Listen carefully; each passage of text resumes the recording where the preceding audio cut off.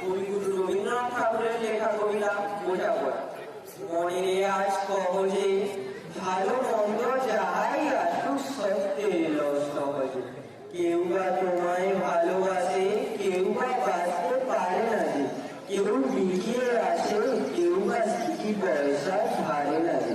কতকটা যে স্বভাবটাকে, কতকটা বা তোমার ভাই, কতকটায় ভবের প্রতীক সবার তরে নহে সবার।